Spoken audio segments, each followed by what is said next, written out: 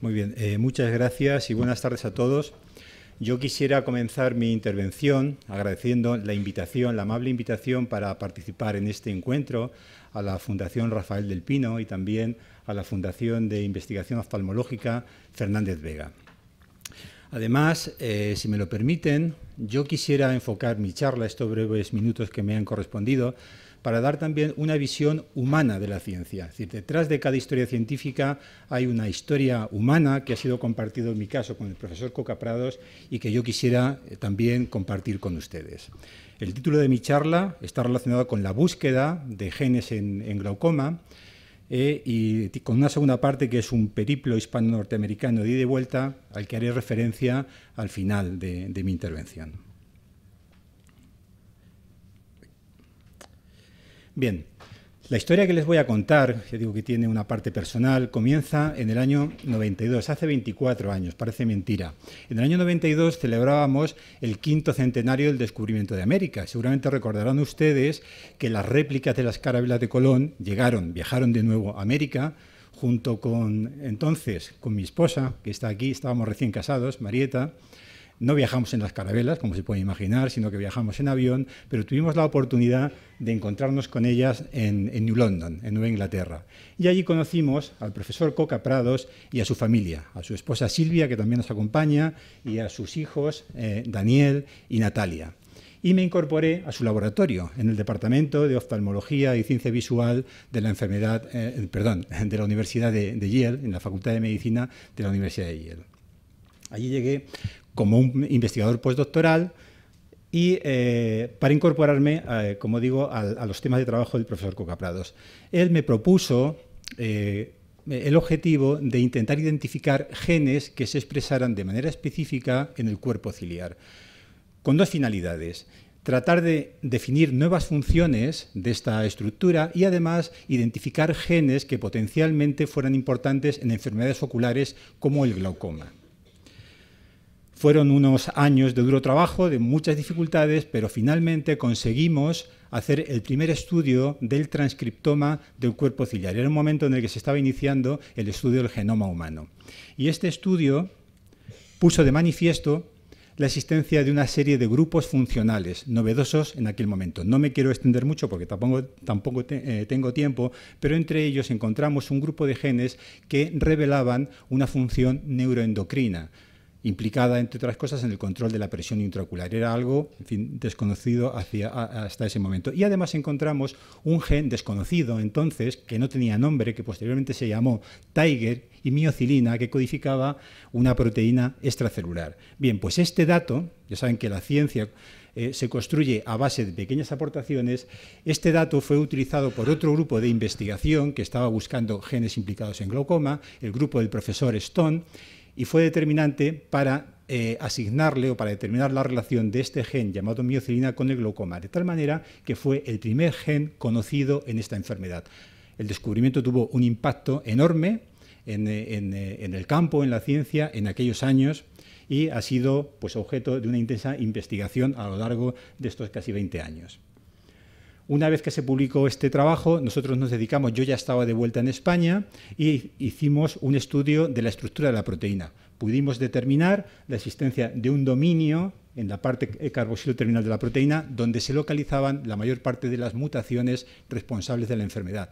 También fuimos capaces de determinar la existencia de otro dominio estructural denominado de cremallera de leucinas, que es importante en la función, interviene en la interacción con otras proteínas. Y asimismo pusimos de manifiesto que se expresa en tejidos oculares como el cuerpo ciliar y en otros tejidos musculares.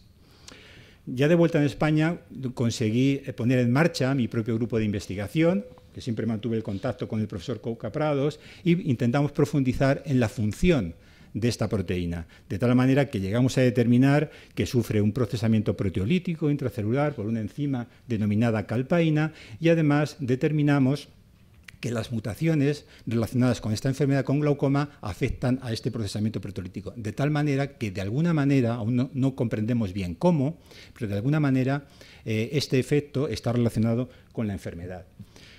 En los años siguientes realizamos estudios genéticos que fueron pioneros en nuestro país. Conseguimos un grupo de familias que presentaban un glaucoma hereditario, glaucoma juvenil, y vimos que aproximadamente el 30% de estas familias presentaban mutaciones en este gen, miocilina, que eran responsables de la enfermedad.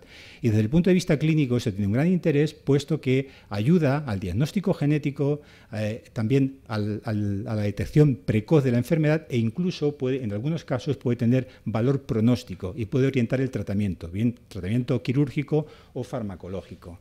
En glaucoma primario de ángulo abierto, que es mucho más frecuente, vimos que aproximadamente un 2% de los pacientes presentan alteraciones de este gen sin que sea la causa directa de la enfermedad, sino que actuarían como un factor de riesgo.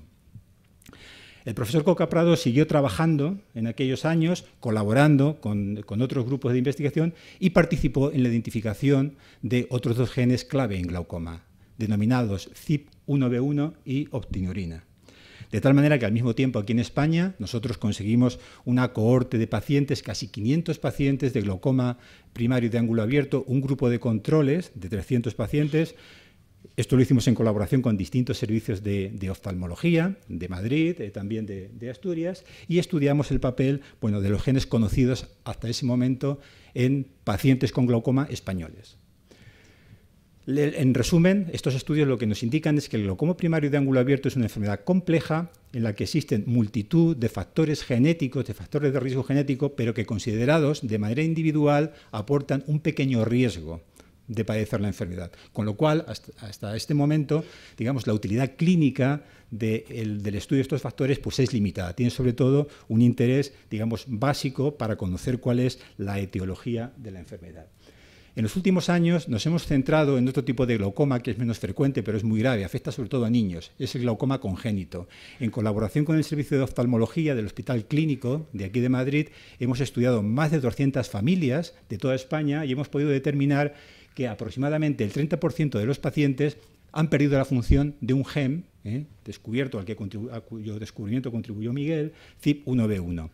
Otro porcentaje pequeño de pacientes presentan alteraciones de FOXC1 y, si se fijan, la mayor parte de los pacientes no tienen alteración genética conocida.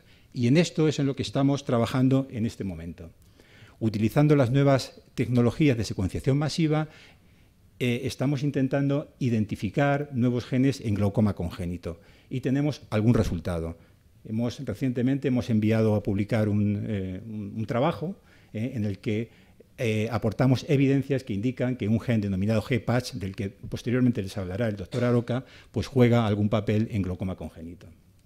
Bien, y ya para terminar, todo este trabajo que les he presentado de una manera muy resumida, pues lógicamente es el resultado de la colaboración pues, de las personas de mi grupo, de otros grupos del país, entre ellos el grupo que ha liderado el profesor Coca-Prados en Oviedo, investigadores del Servicio de Oftalmología del Hospital Clínico de aquí de Madrid, de la Fundación Jiménez Díaz y también investigadores del Centro Nacional de Análisis Genético en Barcelona.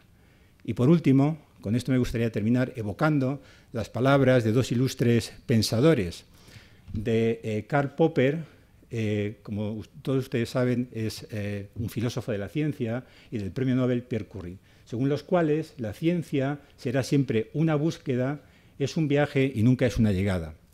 Y hay que hacer de la vida un sueño y de un sueño una realidad.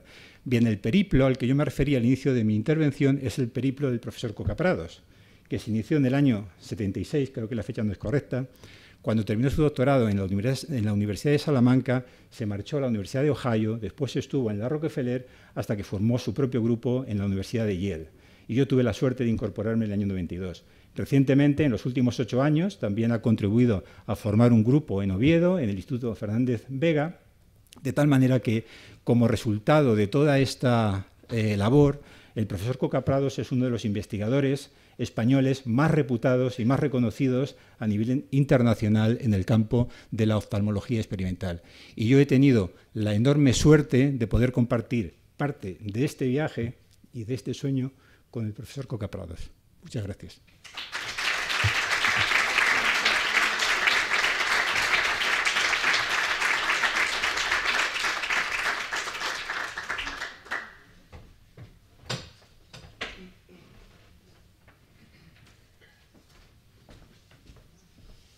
¿Cómo se pasa?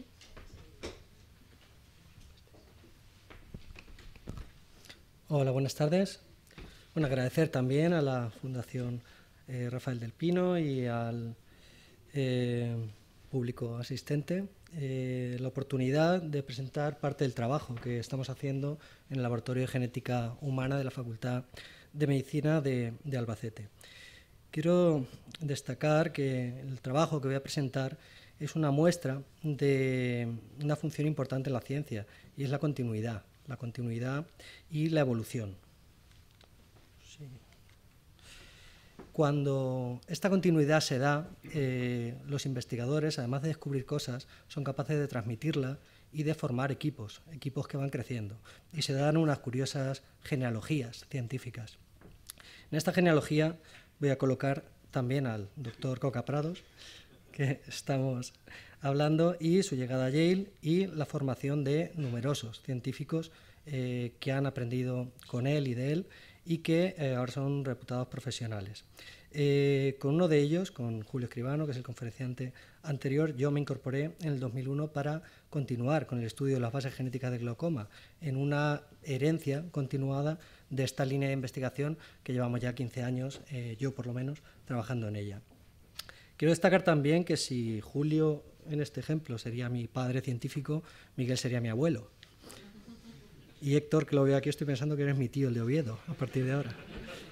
Tuve la suerte de tener un abuelo joven con el que he podido interaccionar. Hice una estancia con él en Yale y he tenido conversaciones y debates científicos. Quiero destacar tremendamente de él su generosidad para consigo mismo y su gran pasión por la ciencia, que ha sido capaz de transmitirlo, como es el ejemplo, pues gran parte de los conferenciantes que estamos aquí, incluido el nuevo grupo que están haciendo en Oviedo. Una vez comentado esto, hablar un poquito de esto del pez al hombre, las bases genéticas del glaucoma. El desarrollo de las tecnologías genómicas, como estaba comentando Julio, ha abierto una nueva puerta a abordar las patologías genéticas que llevaban mucho tiempo trabajándose, y es el desarrollo de la secuenciación masiva. Se están identificando muchísimas mutaciones y nuevos genes candidato. Pero a nivel oftalmológico, cuando se identifica en una familia genes candidato que podrían estar causando, la clave es identificar cuál de ellos es, y eso es lo que todavía está en desarrollo. Esta necesidad de configuración funcional. Lo que yo voy a presentar es una aportación a través de una estancia que hice yo en el Instituto Nacional de Genética, con el profesor Kawakami en Japón, y que incorporé a la Facultad de Medicina de Albacete, y ahora ya estamos trabajando con el modelo de pez cebra, como un modelo para el estudio de estos genes candidatos. Voy a hablar muy brevemente, pero bueno, es un modelo muy sencillo, porque tiene un desarrollo rápido, extracorpóreo, el huevo crece fuera de la hembra del pez y es transparente. Por lo tanto, es un modelo que se utiliza muchísimo en desarrollo porque permite visualizar directamente esos tejidos durante su formación. Además, a nivel oftalmológico es interesante porque, aunque a priori pueda parecer que es más lejano, es un vertebrado y la conservación del ojo es bastante grande, tanto a nivel estructural, anatómico, histológico, como de expresión génica. De hecho, a nivel de la formación embriológica, embrionaria y los genes que se van expresando, las estructuras que se van formando, es bastante conocido y ya proporciona una buena base para ir abordándolo. Solamente puedo presentar como un ejemplo para que puedan ver las aplicaciones que estamos consiguiendo, es la caracterización de genes candidato en los últimos estudios con glaucoma congénito primario que estamos trabajando en Albacete, con 2 proyectos financiados en los que nos planteamos la identificación de genes candidato mediante secuenciación masiva, precisamente. Identificar a partir de 27 pacientes todos los genes en los que tenían defectos y terminar identificando mediante un sistema de filtrado basado en la frecuencia, en el patrón de herencia recesivo, que es lo que esperábamos, y los defectos funcionales sobre la proteína. Terminamos con 4 o 5 genes candidatos por familia que podrían ser los causales. Entonces, estos genes son los que estamos estudiando utilizando el modelo del pez. Como ejemplo voy a utilizar el gen GPATCH, del que ha hablado también Julio, en la familia PTG99, que tenía mutaciones raras, con predicción de patogenicidad alta respecto a la posible función de la proteína, que en cualquier caso era desconocida. Eso es tremendamente frecuente en esta edad de la genómica, el que se encuentren variaciones en genes que no se sabe todavía para qué sirven. Están descritos, caracterizados, pero no se sabe cuál es su función. Nos planteamos utilizar el pez cebra para estudiar, en primer lugar, la expresión, dónde se expresaba este gen, por si pudiera ser que estuviera relacionado con glaucoma, y qué defectos fenotípicos podían aparecer como resultado de cambios en sus niveles de expresión.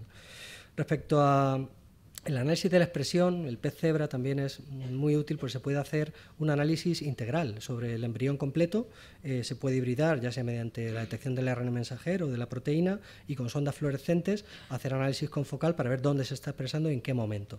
Esto lo hicimos con el gen GPATCH y vimos que tenía tanto mediante ARN mensajero como mediante proteína expresión en el ojo, que era algo interesante para lo que estábamos mirando. Concretamente en el segmento anterior. Los cortes confocales mostraban que eran unas células planas, hexagonales, y en cortes histológicos confirmamos que se localizaba en el endotelio de la córnea y en el mesénquima periocular, que son estructuras, son tejidos que dan lugar a las vías de drenaje una vez que el pez se desarrolla. Por otra parte, nos planteamos también estudiar los cambios en los niveles de expresión, y el pez cebra también se puede manipular genéticamente de una manera muy fácil, inyectando análogos de ARN antisentido, se llaman morfolinos, o ARN mensajero del gen de interés, y modular la expresión del gen y caracterizar in vivo en los embriones si hay algún defecto. Al hacer esto con el gen GPATCH, mediante la inhibición de la expresión de este gen, lo que vimos es que aparecían defectos morfológicos muy visibles a nivel ocular, como la microftalmia, también aparecía una desestructuración de estructuras craneofaciales y la aparición de edemas, que indicaban desregulación en fluidos, que también eran interesantes desde el punto de vista del glaucoma. A nivel histológico, y fijándonos en el ángulo iridocorneal, que es donde se localizan más tarde, esto es durante el desarrollo embrionario, las vías de drenaje, vimos defectos en la formación también, con ausencia de células que tienen que migrar para conformar estas estructuras de manera correcta. Vimos también el efecto de la sobreexpresión, inyectando ARN mensajero de este gen, y vimos defectos muy similares. Como hay muchos genes que participan en glaucoma, que la dosis es muy importante, más o menos pueden producir un defecto.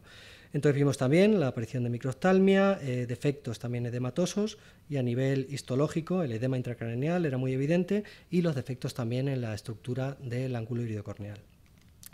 Por tanto, concluyendo, vimos con este modelo que GPATCH se expresa durante el desarrollo embrionario en tejido del segmento anterior que dan lugar a las estructuras de producción y drenaje de humor acuoso, que tanto la inhibición como la sobreexpresión producen defectos oculares y craneofaciales en los peces cebra, y en relación con lo que estábamos viendo inicialmente en humanos, porque recuerdo este gen lo habíamos identificado mutado en pacientes humanos, que la caracterización funcional apoya la participación de mutaciones en este gen en el desarrollo de glaucoma congénito en humanos. Nada, terminar agradeciendo al grupo que ha hecho posible todo este trabajo de la Facultad de Medicina de Albacete y a nuestros colaboradores externos del Servicio de Oftalmología del Hospital Clínico San Carlos de Madrid, el CENAG de Barcelona, la Unidad de Genética Clínica de la Fundación Jiménez Díaz, que también participa, y la Unidad de Genética Ocular de la Fundación de Investigación Oftalmológica de Oviedo, a la espera de que en el futuro podamos seguir teniendo colaboraciones interesantes. Gracias a todos por su atención.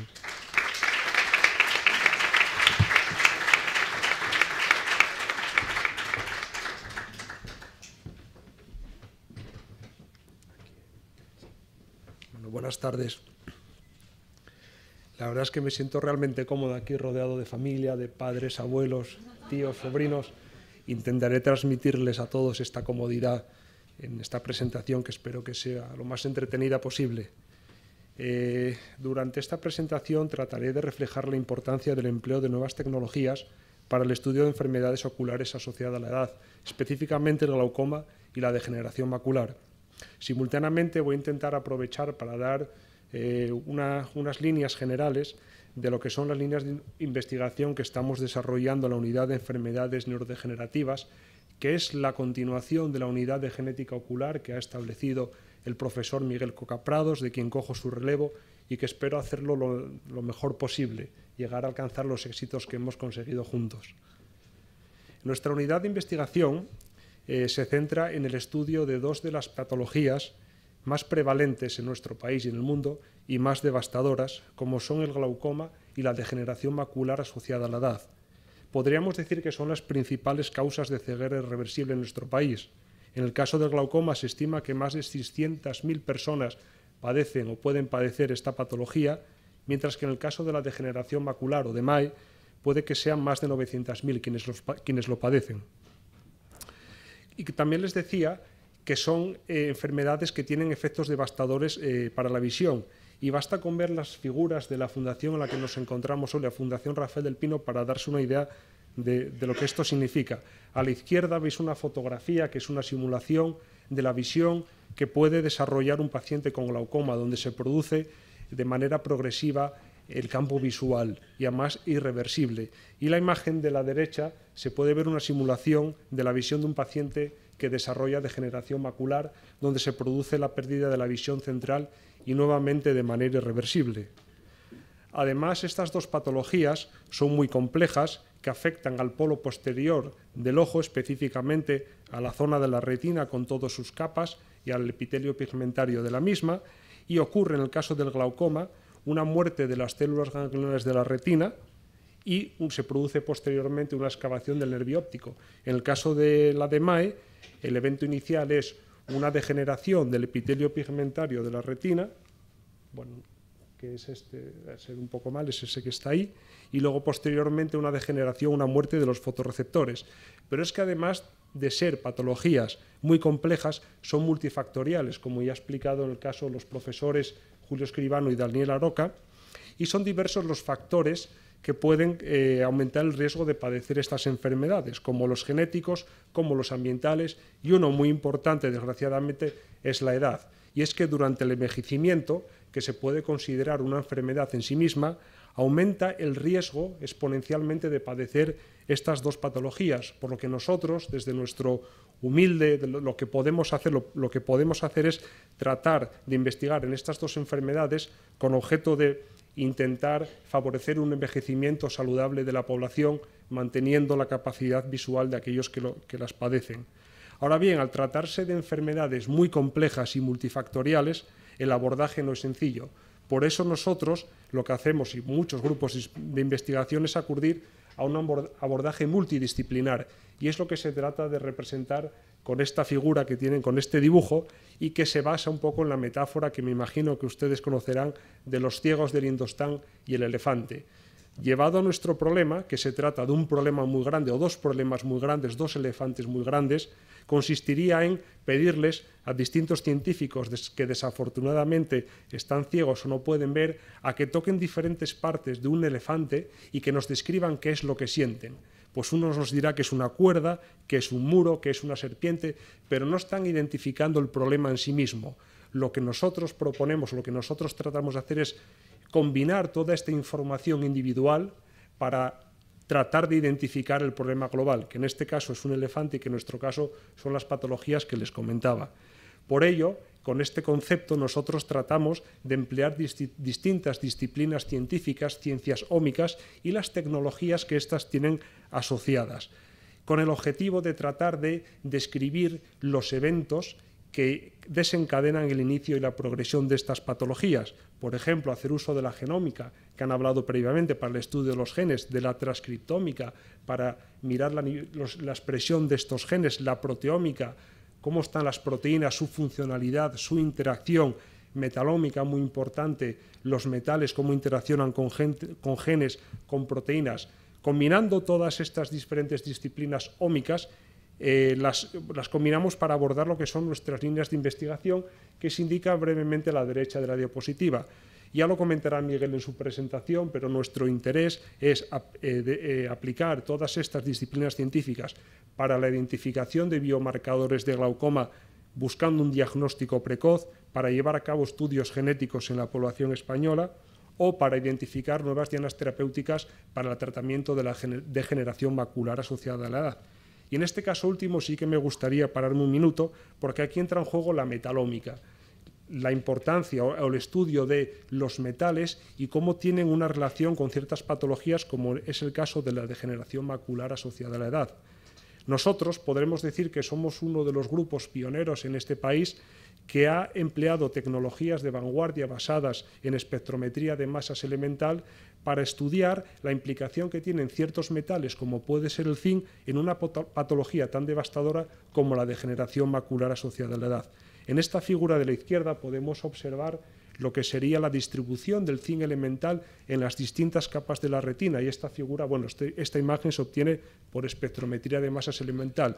Es muy destacable lo que se observa es que el zinc está muy concentrado, hay unos niveles muy elevados en el epitelio pigmentario de la retina. Y esto es muy relevante porque la principal característica clínica de la degeneración macular en su forma inicial y en su forma seca es la formación de unos depósitos extracelulares que se llaman drusas, que se ven en estas dos imágenes, que están enriquecidas en muchos elementos, pero sobre todo en zinc. Hay una gran cantidad de zinc en esas drusas, por lo que nosotros en estos años de investigación hemos establecido una hipótesis que estamos actualmente desarrollando y que tenemos un proyecto nacional que trataremos de profundizar en la misma, pero nuestra hipótesis es que ocurre una desregulación en el control homeostático de este elemento a nivel intracelular, es decir, que el zinc las células no lo manejan bien, con lo cual nosotros conocemos unas proteínas que se llaman metalotineínas que son capaces de controlar homeostáticamente este elemento y proponemos a estas proteínas como una diana terapéutica. Nosotros trataremos de abordar el grupo de investigación, estas proteínas miraremos si de verdad se comportan como diana terapéutica, de tal manera que si las modulamos podremos retrasar la formación de estos depósitos extracelulares. Lo haremos con un modelo in vitro, pasaremos a modelos animales y esta es una de nuestras propuestas y nuestras líneas de investigación que queremos desarrollar. Sin embargo, no solo es necesario la multidisciplinaridad, también es necesario la colaboración. Por eso lo que tratamos también es de establecer redes científicas con grupos de investigación de todo el mundo. Aquí se reflejan algunas de las instituciones a las que pertenecen esos grupos con los que colaboramos. Con lo cual, también transmitirles a ustedes que para nosotros una de las herramientas científicas del siglo XXI es la cooperación, la colaboración, lo que se conoce como el networking. Y luego también es imprescindible agradecer a aquellas instituciones que nos están apoyando y que seguro que nos apoyarán en los próximos años. La Fundación de Investigación Oftalmológica y el Instituto Fernández Vega, así como la Fundación Rafael del Pino, que ha permitido, todos en conjunto, establecer nuestro grupo de investigación, consolidarlo, y ahora ya queda lo más importante, que es ir un paso más allá, ir hacia adelante. También instituciones nacionales e internacionales que nos apoyan a través de los proyectos de investigación competitivos que conseguimos. Y ya por último, en el nombre de los investigadores que tienen ustedes en la imagen, Lidia Álvarez, Montserrat García y en el mío propio, sí que queremos transmitir un agradecimiento muy especial a quien ha sido nuestro padre científico, padre espiritual también, y que tantas enseñanzas nos ha dado a lo largo de todos estos años. Muchas gracias, Miguel, porque nos has transmitido enseñanzas tan importantes como la humildad, la cooperación, el compañerismo, y de ti nos llevamos grandes enseñanzas que deseamos también transmitir a nuevas generaciones. Y bueno, muchas gracias a ustedes por su atención.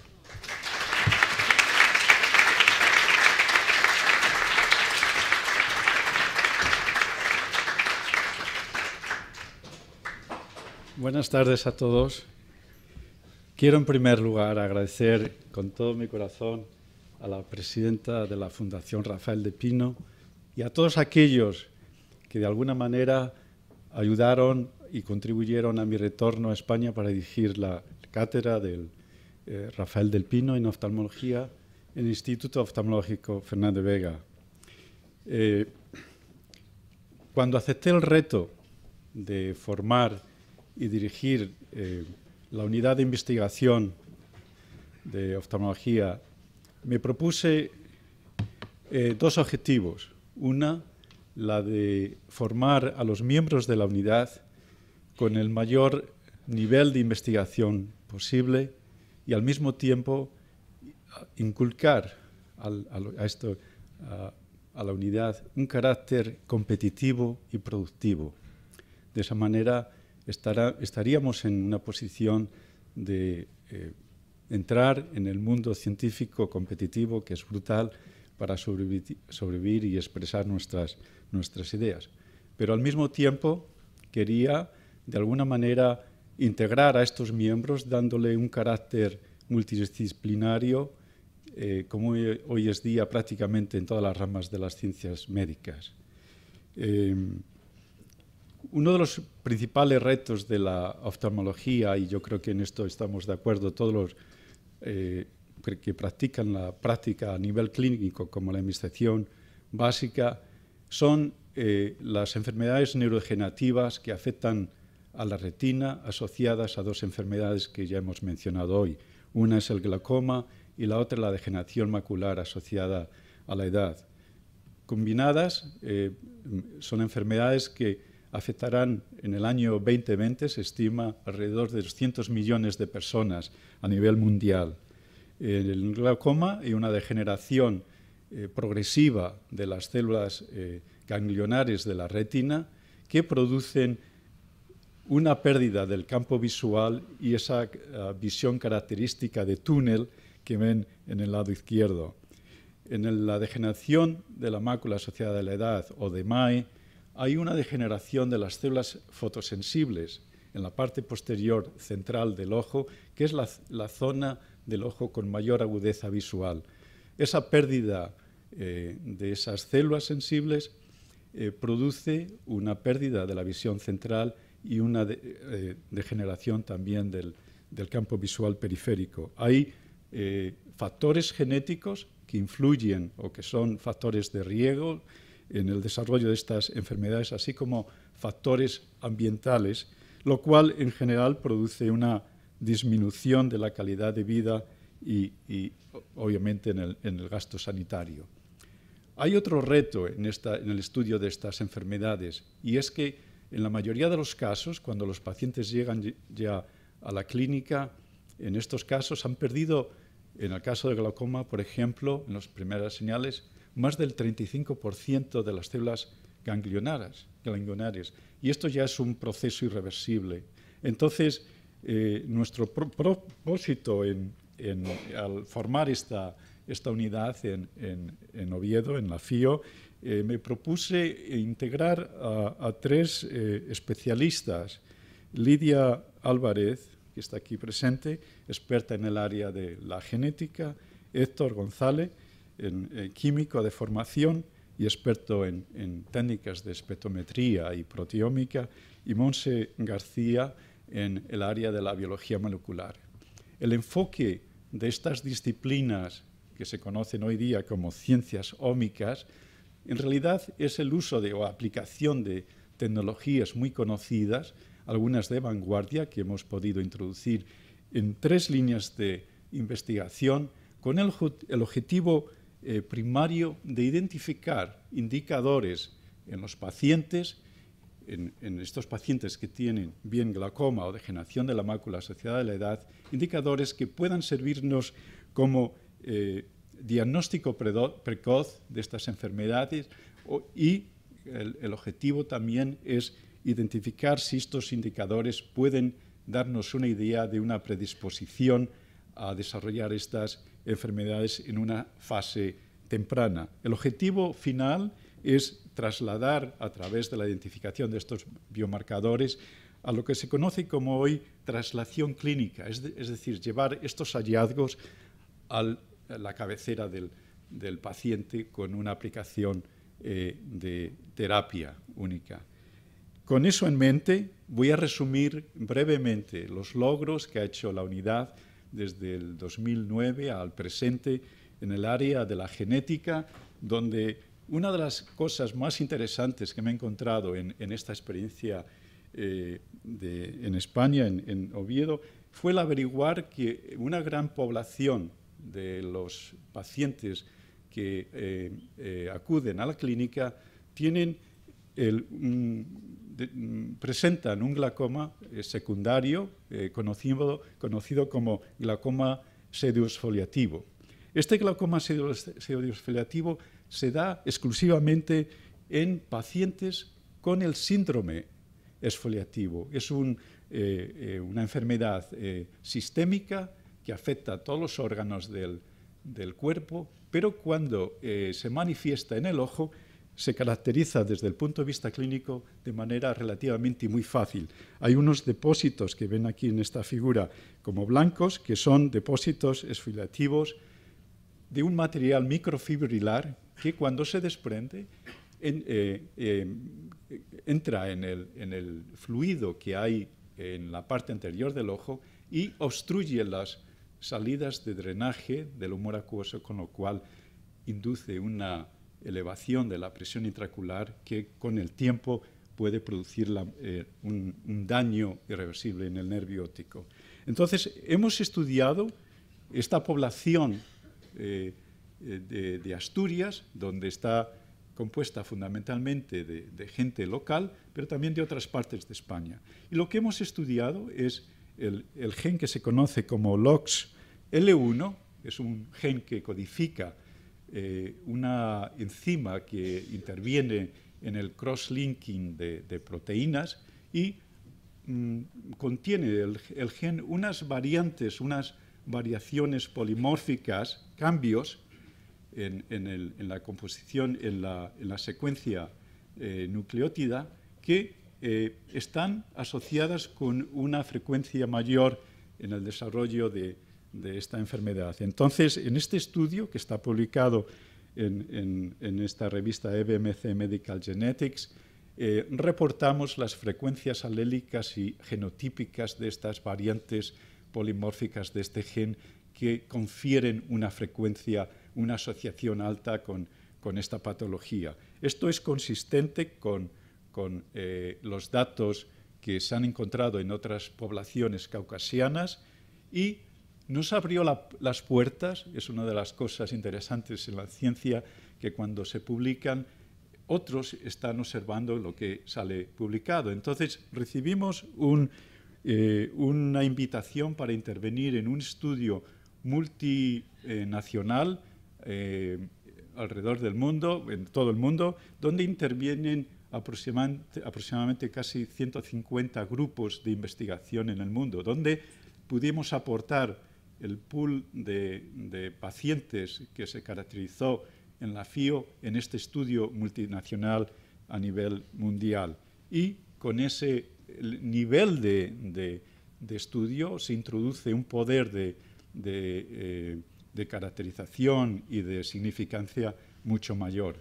Pasamos de 120 o 130 pacientes que estudiamos en la FIO a más de 15.000 pacientes con el glaucoma siderosfiliativo y más de 100.000 controles. Estos datos se han mandado para publicar en la revista Nature Genetics y nos abre las puertas a conocer ahora que existen otros genes que pueden estar implicados y otras variantes polimórficas que en la población europea confieren riesgo, en las asiáticas confieren protección, algo realmente insólito en este tipo de estudios.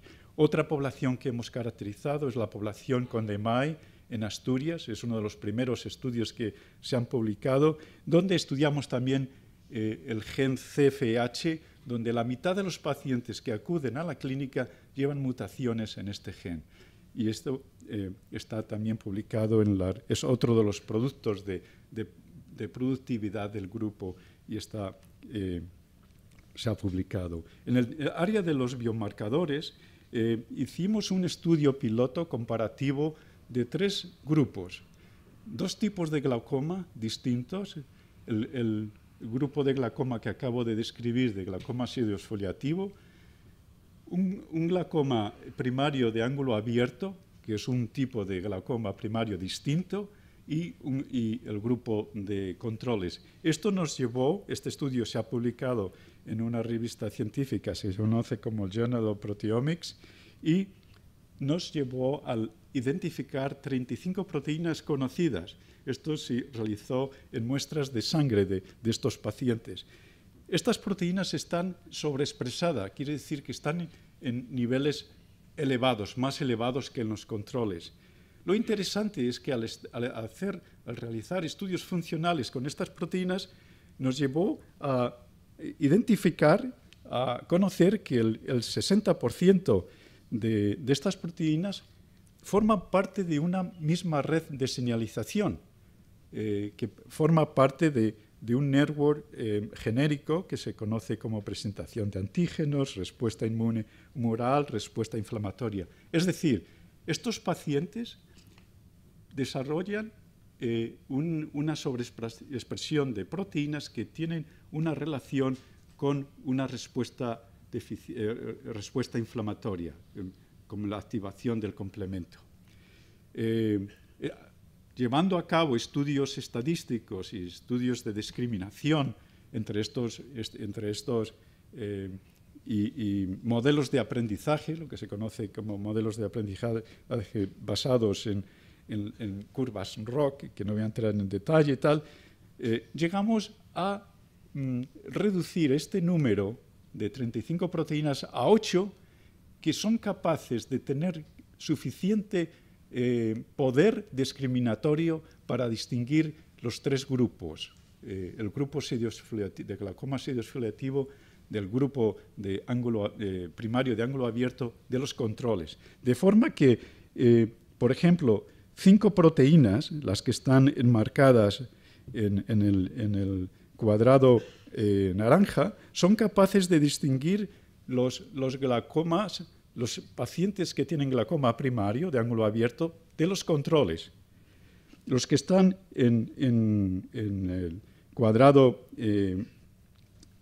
azul son capaces de distinguir, son las proteínas mínimas que pueden distinguir o clasificar el grupo de pacientes con glaucoma pseudofiliativo de los controles. Y luego, entre los dos grupos de glaucoma están enmarcados en verdes. Y si se fijan, hay una en el centro, A4, que esa es común a los dos grupos de glaucoma, indicando que tal vez esta proteína esté implicada en alguna etapa del desarrollo del glaucoma. Esto, por supuesto, hay que validarlo con otras poblaciones y estamos en ello. En cualquier caso, para mí me dio mucha satisfacción personal, pero más por el grupo, que este trabajo fue reconocido con un premio a la excelencia investigadora en glaucoma por la Sociedad Española de Glaucoma y como grupo emergente. O sea, el propósito nuestro al inicio de esta aventura fue la de justamente formar y crear, y el que lo reconozcan otros, pues, en fin, con modestia aparte me agradeció más por el esfuerzo importante de los miembros. Finalmente, en la metalómica, como ha explicado Héctor, estamos en un entorno extraordinario para hacer ciencia con la clínica. El entorno nuestro es que estamos dentro de una clínica con acceso a muestras de pacientes con glaucoma, con degeneración de la mácula asociada a la edad y a otros tipos de enfermedades oculares. Eso por un lado. Y por otro, con grupos pioneros dentro de la Universidad de Oviedo, que afortunadamente hemos podido establecer colaboraciones muy íntimas, concretamente con el grupo de espectrometría de masas, que nos ha permitido tener acceso a instrumentos y aplicar técnicas de vanguardia a la oftalmología. Esto nos ha propulsado al grupo y a la unidad tremendamente. Entonces, este tipo de equipo concretamente nos ha permitido abrir una línea de investigación que para mí es, digamos, una de las líneas con mayor esperanza en el futuro. No voy a describir en las tecnologías, pero sí lo que quiero decirle que ya hemos publicado 2 publicaciones en revistas importantes sobre la interacción y las propiedades del zinc y de las proteínas que son capaces de secuestrar ese zinc que cuando está en situaciones libres es tóxico y es capaz de producir una muerte celular y con ello posiblemente un cuadro clínico. Entonces, llegamos al presente momento, que es para mí volver a agradecer a la Fundación Rafael del Pino por el apoyo constante que hemos tenido estos años y dejar apuntaladas las bases científicas de estas líneas de investigación que hemos desarrollado con Héctor, Lidia y Monse como sostén de un camino que tiene todas todas las bases para seguir con ese éxito que hemos tenido hasta el momento. Quiero agradecer a todos los organismos que nos han apoyado, fundamentalmente a la Fundación Rafael del Pino, personalmente a la Fundación de Investigación Oftalmológica y a otras instituciones que han subvencionado nuestros trabajos. Quiero agradecer también a mi queridísima esposa Silvia, aquí presente, que sin ella pues no hubiéramos venido a España, aunque a mí me gusta ahora más España que antes. Por supuesto, a mi querido Julio, que para mí es un referente de lo que es hacer investigación en España. Y él lo ha conseguido de la manera tradicional que nos han enseñado nuestros viejos profesores, y es a pulso, luchando día a día.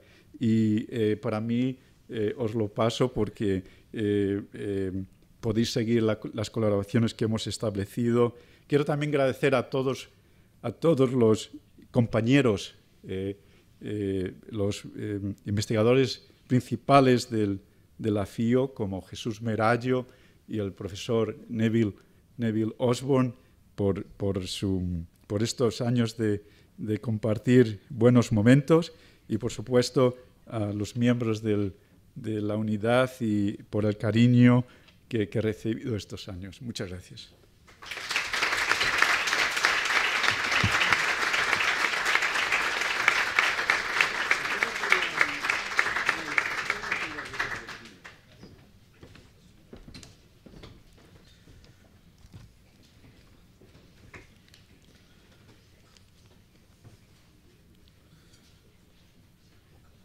No, vamos a parar un poco antes de empezar la presentación, porque quiero decir unas palabras. Y Ana María, buenas tardes a todos, queridos amigos. Permitirme, al iniciar estas palabras, agradeceros vuestra asistencia a este encuentro, que pone de manifiesto el compromiso y, por supuesto, el de la entidad que tan generosamente nos acoge con el trabajo de los investigadores y que está en la base de la mejora de la sociedad. Este acto nos permite hoy, en primer lugar, valorar los logros del exitoso apoyo que a lo largo de los últimos años nos ha proporcionado la Fundación, en cuya sede estamos reunidos, con la dotación de su cátedra Rafael del Pino para la investigación del glaucoma. En segundo lugar, el encuentro es también un homenaje al profesor Miguel Coca, quien fue durante este periodo el titular de la mencionada cátedra. Debo resaltar que la rápida y generosa incorporación de la Fundación Rafael del Pino a nuestro proyecto fue posible gracias al interés y cariño con que acogió la propuesta de sumarse al objetivo de crear en Oviedo un centro de investigación experimental en el campo del ojo y sus patologías que estuviese estrechamente vinculado a la actividad de nuestro Instituto Oftalmológico. Fíjense ustedes, tras 4 generaciones de ejercicio de la oftalmología en Asturias y con la 5ª ya en fase de incorporación, resultaba cada día más evidente que el mejor modo de abordar el desarrollo de nuevas terapias para las patologías oculares y avanzar en su comprensión era sumar a nuestra actividad clínica una investigación científica de frontera. De esta forma, combinaríamos el conocimiento obtenido por ambos enfoques y lograríamos mejores y más eficaces tratamientos para los pacientes. Para ello, construimos un edificio que alberga hoy los laboratorios e instalaciones de la Fundación de Investigación Oftalmológica y que está físicamente unido al Instituto Fernández Vega y ocupando una superficie de 2.000 metros cuadrados. Por otra parte, elegimos como temas generales de investigación 3 áreas de especial relevancia en la oftalmología moderna: el glaucoma, la superficie ocular y las patologías de la retina. De forma inmediata comenzamos a reclutar personal científico de reconocido prestigio en investigación ocular para liderar estas unidades. Desde un principio fuimos conscientes de que una iniciativa de estas características requería el concurso y apoyo de otras instituciones que pudieran hacerlo posible y proyectarlo de cara al futuro en un objetivo a largo plazo, como es siempre todo lo relacionado con la investigación básica. La Fundación Rafael del Pino, con su acreditada trayectoria y gran sensibilidad hacia la biomedicina y con el deseo de contribuir al progreso y bienestar de la sociedad española, nos apoyó con determinación al crear una cátedra dedicada al estudio de las bases genéticas del glaucoma.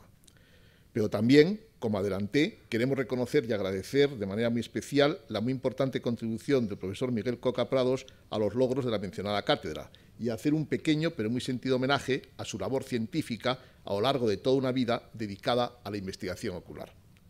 Con esas premisas nos pareció oportuno que 3 de sus discípulos y colaboradores, que simbolizan diferentes etapas de su carrera, pusieran en valor, como así han hecho, no solo sus contribuciones al avance del conocimiento sobre las bases biológicas del glaucoma, sino también el contexto en el que éstas se han desarrollado. Permítame ahora comentar de forma breve cómo, al planear el diseño teórico de la Fundación de Investigación Oftalmológica y buscar líderes para cada una de sus áreas, pensamos enseguida en el profesor Coca.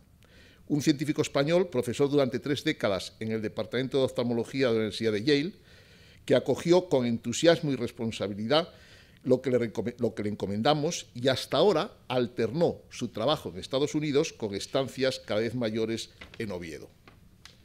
En ese tiempo equipó y puso en marcha sus laboratorios de investigación y, lo que es más importante, escogió y entrenó en todos los aspectos a un pequeño grupo de jóvenes doctores y abrió sus ojos en el campo de las bases genéticas del glaucoma y les motivó a adaptarlo como línea común de trabajo. Estos científicos han adquirido con creces, a lo largo de este tiempo, la madurez requerida para confiarles la responsabilidad de llevar adelante con éxito la nueva etapa de expansión de la actividad de la Fundación de Investigación Oftalmológica que comienza en el 2017. Por ello, queremos dejar hoy aquí constancia pública de la mayor gratitud al profesor Coca, quien ha servido y servirá de inspiración y modelo a esa nueva generación de científicos formados a su lado en el seno de la Fundación. Promovió, por tanto, el nacimiento en Oviedo de un equipo de investigación en glaucoma que empieza a recibir ya el reconocimiento internacional a su trabajo. Nada de esto hubiese sido posible sin la invaluable ayuda de la Fundación del Pino, gracias a la cual posibilitó todo lo que hemos expuesto y que confiamos sea posible continuar en el futuro. Pero nuestra obligación no es solo agradecer de todo corazón a los que han hecho posible los logros alcanzados hasta el día de hoy, investigadores e instituciones, sino también adelantarnos a los desafíos del futuro. Y aunque sea brevemente, para no cansarles, me gustaría ofrecerles unas pinceladas sobre algunos de los problemas que encaramos en la investigación de algunas de las patologías oculares más relevantes y a cuyo avance queremos aportar el mayor esfuerzo y dedicación, conscientes de la necesidad de aunar recursos si queremos culminar con éxito el muy satisfactorio trabajo ya realizado.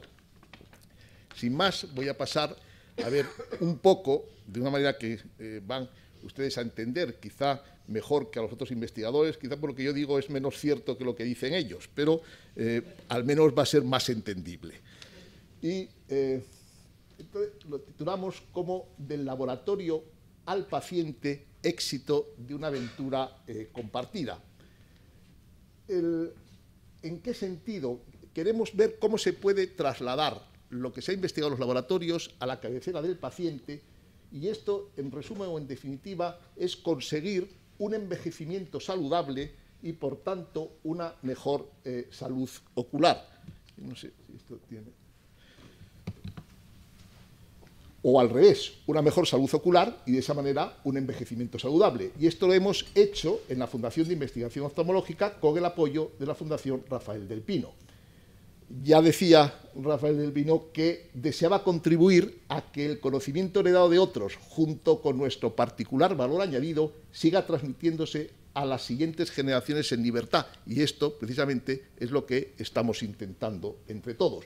Y entre todos también en nuestra fundación de investigación, que comenzó mi bisabuelo hace más de 130 años, que continuó mi abuelo, mi padre y mi tío. Nosotros estamos en 4ª generación y con una 5ª que se está incorporando en estos momentos. ¿Y eso cómo lo hacemos? A través de investigar las bases de las enfermedades oculares con la Fundación de Investigación Oftalmológica, pero también con la responsabilidad social y con otra fundación, que es la Fundación Fernández Vega, que el responsable es mi mujer, y en la cual lo que intentamos fundamentalmente es ayudar a aquellas personas con escasos recursos y que tengan problemas oculares. Todo ello bajo el paraguas de la Universidad de Oviedo y todo eso al amparo de lo que hemos conseguido que sea Instituto Universitario Fernández Vega, y con ello le da una base de actuación pues más responsable a toda esta situación. Y bien, ¿cómo investigamos las enfermedades oculares? Entrando un poco de lleno en el tema. Investigamos, pues ya ha sido comentado aquí, con una investigación básica, una investigación transnacional y una investigación clínica. Investigación básica que en nuestro laboratorio se ha dedicado fundamentalmente a las enfermedades degenerativas, estudiando las bases genéticas y la neuroprotección, y también un grupo importante de superficie ocular y medicina regenerativa. El glaucoma, entrando ya directamente, ya ha sido ampliamente comentado a lo largo de la exposición de esta tarde. Pero, en resumen, el glaucoma, como saben ustedes, es una enfermedad muy devastadora en el sentido de que poco a poco va produciéndose una disminución del campo visual, un campo visual que se va cerrando poco a poco, y que hay que distinguir lo que es agudeza visual de lo que es campo visual. Agudeza visual es lo que me permite a mí estar viéndoles a ustedes y ustedes a mí, y sin embargo campo visual es lo que yo cuando estoy mirándoles estoy viendo por los lados o por arriba y por abajo, y eso es lo que se está perdiendo en el glaucoma, y muchas veces las personas no se dan cuenta de que eso está ocurriendo, que se está perdiendo ese campo visual por arriba, por abajo, por los laterales, y cuando llegan a la clínica muchas veces ya llegan con un campo visual muy deteriorado que es prácticamente imposible, por no decir imposible ya, de recuperar. ¿Y qué es lo que está ocurriendo? Pues que cada vez se está viendo como si fuese a través de un tubo, y se llega a eso que dicen clásicamente los libros de la visión en cañón de escopeta o visión tubular, puesto que se ve como si fuese a través de un tubo, y eso es lo que ve, y no se ve más que eso, tiene buena agudeza visual de frente, pero como a través de un tubo, no se ve ni lo que hay por arriba ni por abajo. Pues, entonces, ¿qué es lo importante aquí? Intentar hacer un diagnóstico precoz lo más precoz posible para conseguir que no se llegue a estas fases de la enfermedad. Y ese diagnóstico precoz, pues hasta ahora en la clínica, pues tomando la tensión ocular, etc. ¿Y qué es lo que está haciéndose en los laboratorios de investigación? Ya ha sido dicho, pero yo lo resumo, y lo que están haciendo los últimos trabajos que están realizando es con los estudios del profesor Coca y sus colaboradores, pues conseguir un biomarcador que mediante un simple análisis de sangre posibilite realizar un diagnóstico precoz, y eso conllevaría a poder hacer un tratamiento también lo más precoz posible. Y con eso, en esas estamos, en la consecución de ese biomarcador. Fíjense ustedes, con todo lo que han contado ellos, yo lo resumo en 2 palabras, por lo tanto debe ser casi mentira todo lo que estoy diciendo. Pues no, es real, pero pues los investigadores ya saben, pues empiezan a contar que el pez no sé qué, el pez no sé cuánto, pero el resumen es esto lo que se está viendo. Y seguro que me entienden mucho mejor a mí que lo que han entendido. Entonces, ¿qué es lo que se está intentando? Pues la validación de este biomarcador y conseguir además el desarrollo. Y para esto necesitamos un poco más de tiempo. Y en estas estamos en estos momentos. Y bueno, pero también dentro del grupo de superficie ocular y medicina regenerativa, estamos estudiando el ojo seco. Vean ustedes, el ojo seco es una enfermedad prevalente, afecta prácticamente al 30% de la población, el ojo seco. Un 30% tiene ojo seco. Y fíjense, Ramón y Cajal, en 1890, estudió los nervios corneales, y la córnea es de las estructuras que tiene más inervación, comparado con otras partes del cuerpo. No solamente estudió las capas de la retina, estudió los nervios corneales, y en esto se basa el profesor Belmonte, hoy aquí entre nosotros, al que tengo que hacer una referencia, pues gracias a él, en gran medida estamos hoy aquí, puesto que fue el que me ayudó a montar toda la estructura de los laboratorios, y el profesor Belmonte es Premio Nacional de Investigación, aparte de otra gran cantidad de premios y de reconocimientos que tiene muchos en este momento, no sé si ya porque es mayor o porque verdaderamente se los merece, pero en realidad los tiene. Pero estudió todos los nervios, con los nervios corneales, para ver cómo podía alterarse, si se alteraba la forma y la función, y conseguir la prevención, evitar el daño neural y además conseguir un tratamiento para este ojo seco. Y miren, ¿esto cómo ocurre? Pues hay una conexión entre el ojo y el cerebro, y cuando se produce cómo funciona, cuando hay una alteración de la humedad y de la superficie ocular, se produce una evaporación de la lágrima, esto activa unos receptores, los receptores del frío, y esto conlleva a que se produzca un estímulo de la secreción y del parpadeo. Esto es como ocurre normalmente, pero si esto no se produce, si no se produce esa activación de esos receptores del frío, entonces estamos ante un ojo seco y hay que tratarlo. Y hay muchas formas, las lágrimas artificiales. Bueno, pues nosotros también hemos contribuido en nuestros laboratorios a tener un colirio, que, enriqueciendo plaquetas, extrayendo sangre del propio paciente, que esto ya se había hecho en otras cosas, en medicina, y conseguir o bien en forma líquida un colirio, o bien en forma de coágulo, o bien en forma de membrana. Y hemos conseguido también que en este momento casi 1000 pacientes se están beneficiando de este tratamiento y que además se esté incorporando en toda España pues la utilización de este colirio. Y esto también hemos contribuido desde nuestros laboratorios a este tipo de tratamiento dentro de este grupo de superficie ocular y medicina regenerativa. Pero miren ustedes, y miren, por ejemplo, aquí, en este caso, tenía una úlcera corneal, como estamos viendo ahí, con ese defecto en la córnea, y después de la utilización del colirio, cómo se ha conseguido regenerar la córnea y que quede una cicatriz, pero se ha regenerado la córnea. Y esto ha sido gracias a la actuación de este colirio. Fíjense, pero además, la córnea es la primera estructura que atraviesa la luz en su camino hacia la retina. Yo siempre pongo de ejemplo que es como el cristal del reloj. Es el cristal del reloj que a mí me permite ver la esfera, me permite ver la hora, pero es un cristal transparente.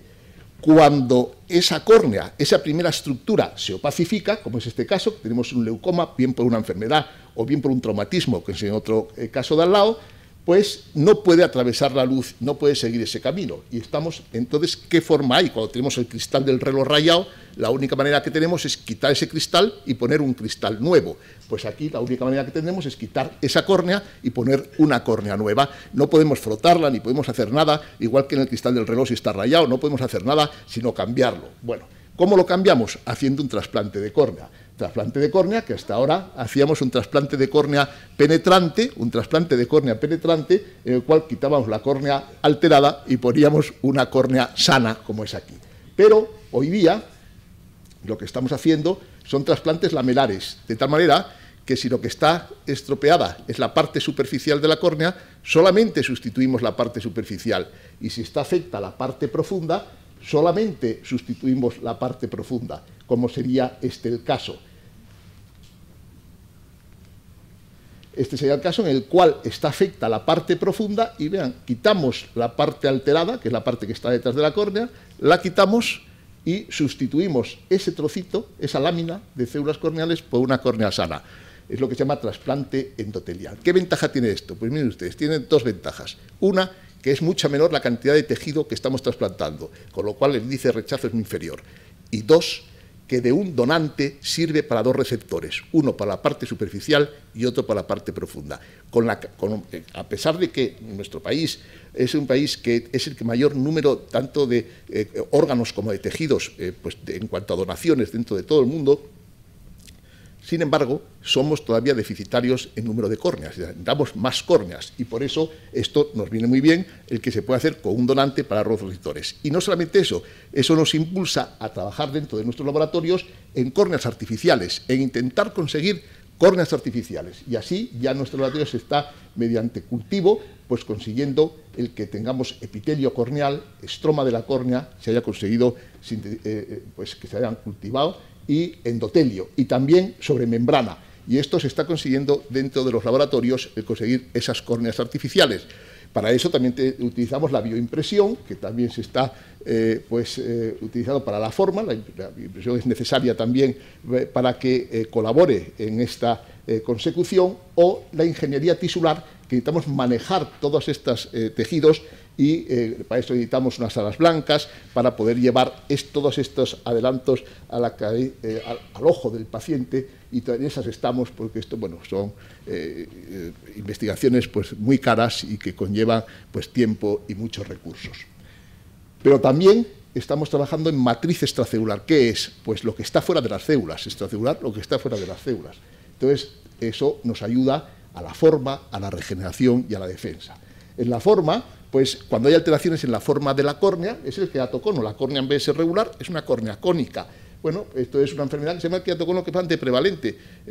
Nuestro hijo Luis ha hecho la tesis doctoral sobre esto, ha hecho una clasificación nueva que posibilita realizar mejor el tratamiento y el diagnóstico de este queratocono. Pero lo que se está trabajando en nuestros laboratorios es en el biomarcador, es decir, el conseguir un biomarcador, como es la heparanasa, para hacer el diagnóstico lo más precoz posible.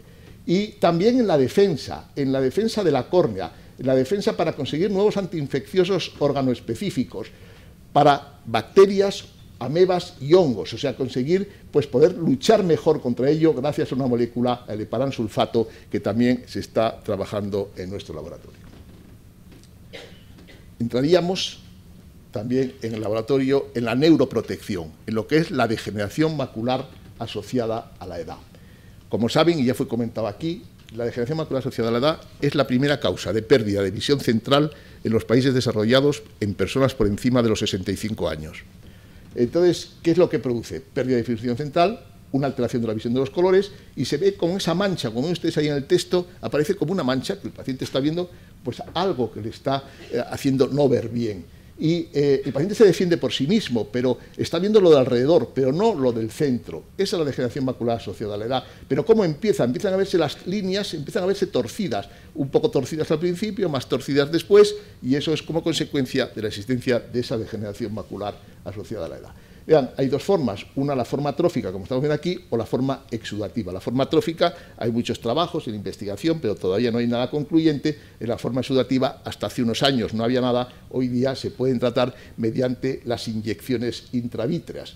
¿Y por qué? Porque se producen una serie de vasos en una zona donde no tenían que estar, que es en la mácula, precisamente aparecen esos neovasos, y esos neovasos pueden sangrar y dan lugar a esa mancha ahí central que les estaba diciendo. ¿Cómo se trata? Pues con inyecciones intravítreas que se meten, pues, inyecciones antiangiogénicas dentro del interior del globo ocular, y que hay que ponerlas muy repetidas, cada 3 semanas, cada mes, y muchas inyecciones, etcétera, con lo cual esto pues conlleva pues es muy costoso y bueno, pues molesto para el paciente. Entonces estamos también trabajando en conseguir nanocápsulas que puedan ser introducidas dentro del ojo y que vayan liberando estos antiangiogénicos de forma poco a poco para intentar evitar tener que ponerse este tipo de inyecciones. Y en eso también estamos trabajando.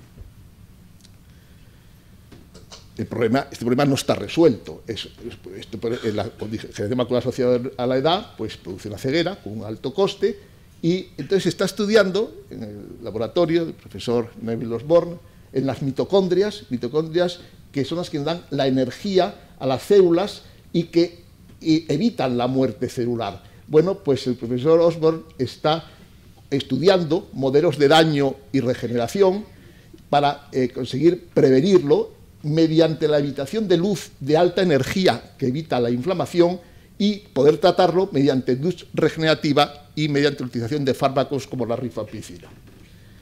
Y, por ejemplo, este es un trabajo en el cual vemos con la luz un control, en el cual están los núcleos todos azules. Cuando hay luz de alta energía destruye los núcleos, se ponen verdosos, y cuando se convierte y se exponen a la luz regenerativa, vuelven otra vez a tener los núcleos otra vez azules. Esto está en un trabajo que estamos, un proyecto competitivo al nivel del Ministerio Nacional, en el cual estamos en este momento trabajando en ello, el laboratorio de neuroprotección dirigido, como decía, por el profesor Neville Osborne.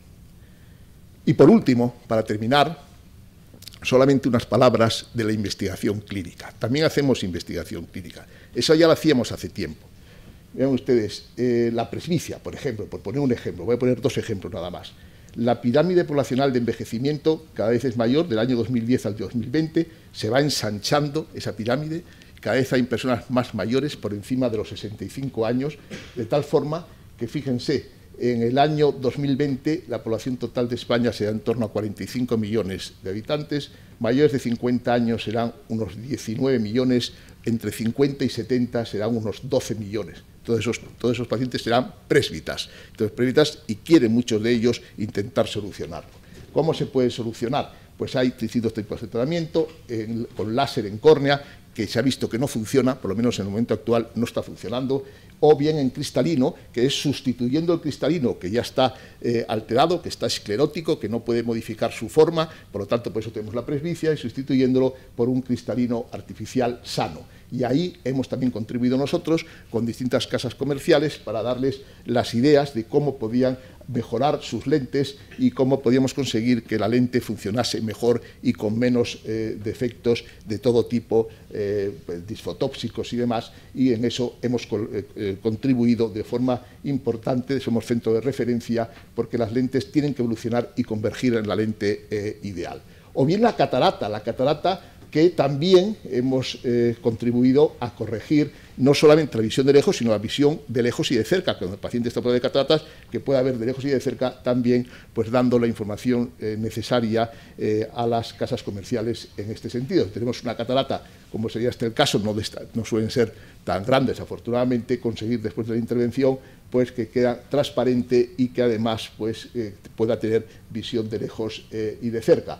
Y además estamos ahora trabajando con lo que llamamos todo láser, es decir, conseguir que toda la cirugía sea con láser. Hasta ahora no es así, se hace una parte de la cirugía con láser, pero la otra parte sin. Y ahora estamos con el nanoláser trabajando en esto, todavía está en fase de desarrollo, pero estamos trabajando con láser para conseguir que toda la catarata se pueda realizar con esta técnica.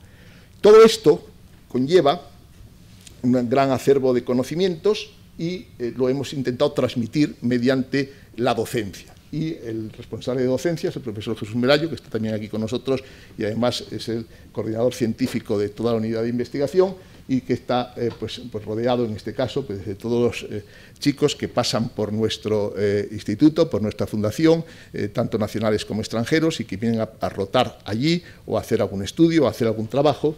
Y bueno, pues esto lo hacen desde nuestros laboratorios en Oviedo. Tenemos distintos tipos de máster, de doctorados en ciencia de la visión, de expertos universitarios, y bueno, todo esto gracias a esa labor que durante todos estos años pues, ha hecho la Fundación de Investigación Oftalmológica, apoyada por la Fundación Rafael del Pino, en aras a conseguir un envejecimiento pues, ocular saludable. Y yo quiero terminar mi intervención llamando su atención sobre la importancia que en la consecución de nuevos tratamientos tiene el desarrollo de la investigación en el laboratorio, de los problemas genéticos, moleculares y celulares que subyacen a las patologías oculares. Sin embargo, esa investigación debe tener lugar en estrecho contacto con un entorno clínico, en el que los problemas del paciente, que llega cada día, sirvan para definir las prioridades del trabajo científico y, con la máxima celeridad posible, intentar su solución. Pero todo esto, señores, es cierto que exige muchos recursos. En primer lugar, exige talento. Y hoy día, aquí hemos percibido en quienes me han precedido en el uso de la palabra, que lo tienen y tienen buena prueba de ello. Pero también precisa sensibilidad e la inteligencia necesaria para prestar soporte económico a una actividad que cada día más marca la diferencia entre las sociedades que trabajan por un futuro mejor con aquellas que permanecen ensimismadas en el mejor de los casos. Esa sensibilidad e inteligencia la hemos encontrado siempre en la fundación que hoy nos acoge.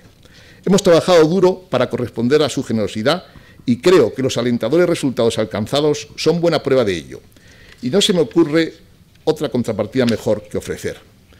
En el largo camino de la investigación básica que hemos emprendido, no les debo ocultar que prevalece en nuestro ánimo la receptividad que encontramos en instituciones, incluso en personas físicas. Veo aquí entre los asistentes a mi querido amigo Antonio Biosca, a quien no me atrevo a dejar de mencionar, vulnerando su proverbial discreción, porque creo que también él representa el compromiso con el reto de mejorar la vida de nuestros conciudadanos. Termino ya. Gracias de corazón, Ana María, por vuestro apoyo. Sin él todo hubiese sido mucho más difícil, sino alcanzable. Estoy seguro que vamos a seguir haciendo grandes cosas en este campo, intentando entre todos mejorar la calidad de vida de todos los seres humanos. Muchas gracias por su atención.